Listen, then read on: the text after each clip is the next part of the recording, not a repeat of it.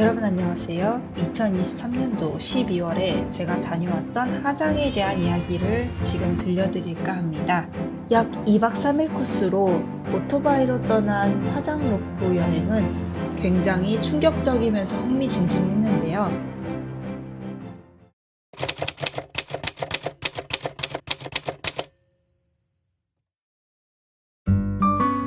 구글 지도에서 보니 후기가 나쁘지 않아서 들어오게 된 이곳. 저희는 바게트 피자를 시켜서 먹어보도록 하겠습니다.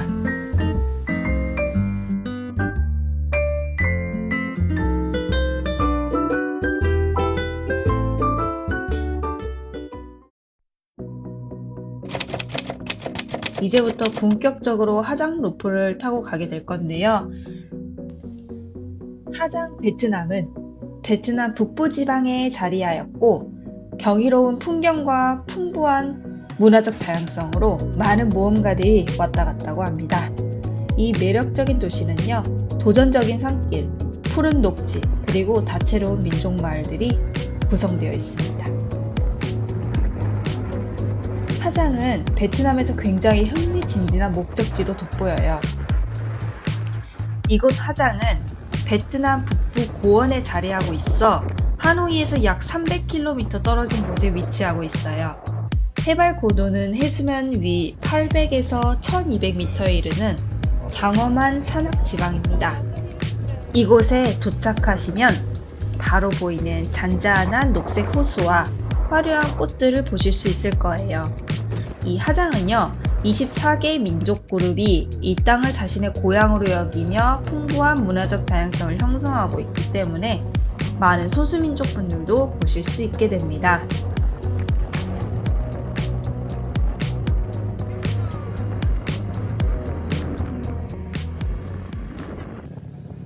지금부터 보이는 이 사방의 돌무더기들은 뭐라고 설명해야 할까요? 여러 가지 이유를 찾아볼 수 있는데 산사태나 빗물 침식으로 인해 바위가 내려앉아 그 잔해로 쌓여 있거나 오래된 절벽이 깨지면서 낙한 암석들, 그러한 이유들인 것 같습니다. 옆으로 깜빡 잘못하면 떨어지겠네. 하장 로프를 달리시다 보면 중간중간에 사진 스폿으로 보이는 사유지들을 볼 수 있는데요.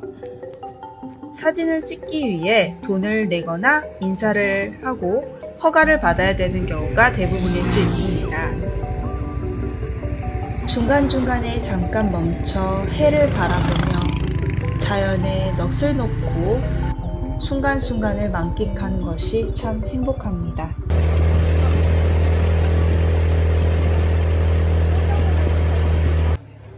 올 때는 미처 몰랐는데 숙소에 도착해서 보니 외국인 관광객들이 정말 많더라고요.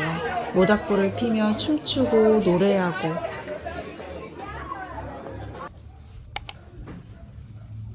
밑돔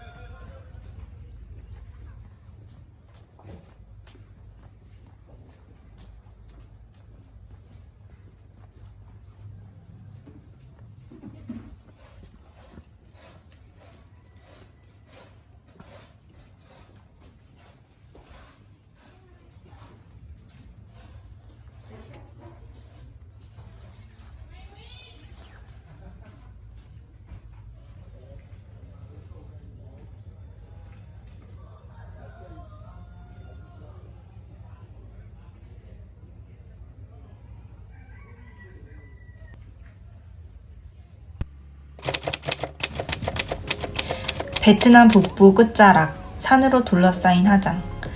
이곳에는 몽, 따이, 다오, 누이 등 다양한 소수민족이 함께 살아갑니다. 그들은 여전히 전통 의상을 입고 고유한 언어와 문화를 지켜가며 계단식 논을 일구고 산속마을에서 평화로운 삶을 이어갑니다.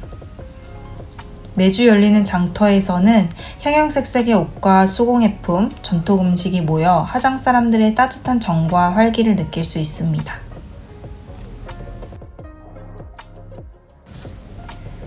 지금 저희는 이 구불구불한 하장 루프, 끝없이 이어지는 산길과 구름 그리고 자유의 길을 오토바이 하나에 몸을 싣고 달려가고 있습니다. 눈앞에는 숨이 멎을 듯한 자연 경관이 펼쳐집니다. 작은 산속마을에는 날씨가 변덕스럽고 도로는 험하지만 이 모든 순간이 하장만의 모험이 됩니다. 하장 루프는 단순한 여행이 아니라 자유와 자연, 그리고 나 자신을 만나는 길입니다.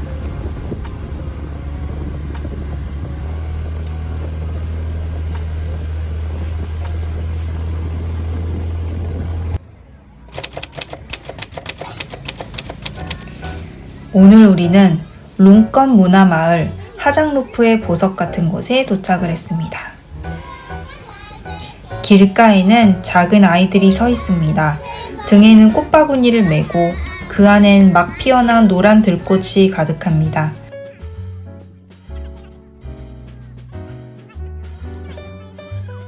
산과 산 사이 깊은 골짜기 속에 자리 잡은 이 마을에는 몽족 사람들이 세대를 이어 살아가고 있습니다. 흙벽돌로 지은 전통 가옥, 돌담길, 그리고 오랜 시간의 흔적이 깃든 나무문들, 모든 것이 마치 시간이 멈춘 듯 고요합니다. 이곳은 영화 파오 이야기의 촬영지이기도 합니다. 카메라가 담았던 그 풍경, 지금 내 눈앞에서도 똑같이 펼쳐지고 있습니다. 회색 돌담 사이로 불어오는 바람, 아이들의 웃음소리, 그리고 천천히 지나가는 시간들. 여기선 아무것도 하지 않아도 좋습니다.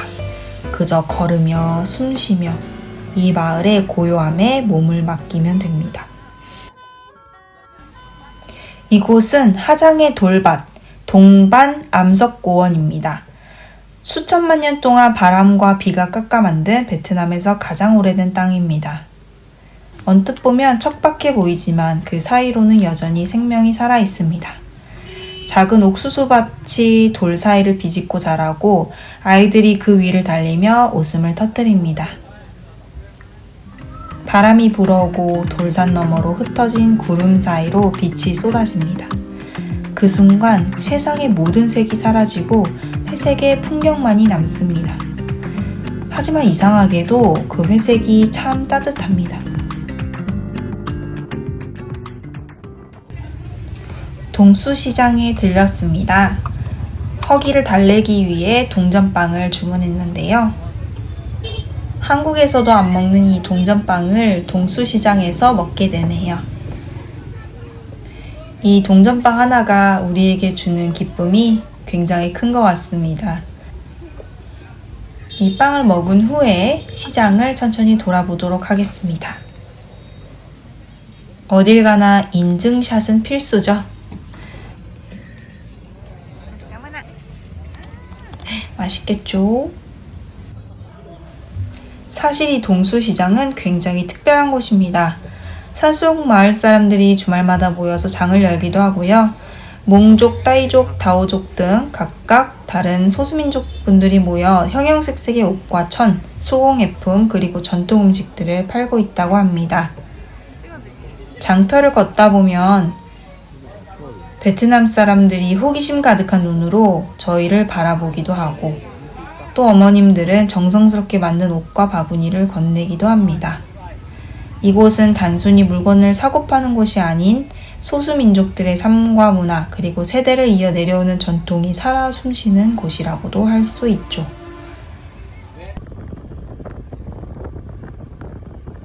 하장루프를 달리는 길, 산길을 따라 구불구불 올라가자 드디어 흐몽마을이 눈앞에 펼쳐집니다.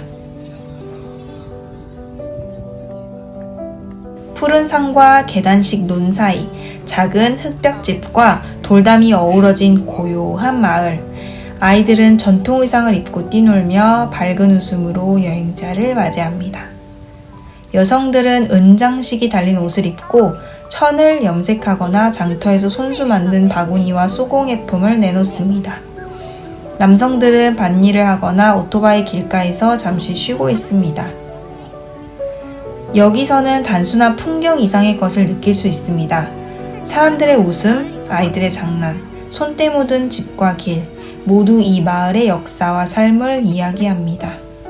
정말 인상 깊었던 장면은 흐몽 사람들의 전통 의상이었는데요.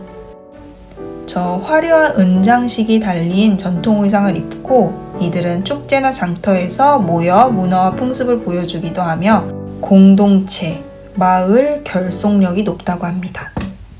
마지막으로 안스하우스. 이곳은 홈스테이였는데요. 이곳에 들려 하장의 유명한 차도 사고 하장만이 가지고 있는 매력, 하장을 한 바퀴 돌면서 가지고 있었던 의문점들이 이 홈스테이 주인을 만나 하나하나 그 의문들이 풀어지는 시간이었는데요. 맛있는 아침 식사도 대접받고 베트남 사람들은 이 바잉바오를 아침 식사로 많이 먹습니다. 하노이도 그렇고요. 너무너무 아쉽지만 하장 브이로그는 여기서 마치겠습니다.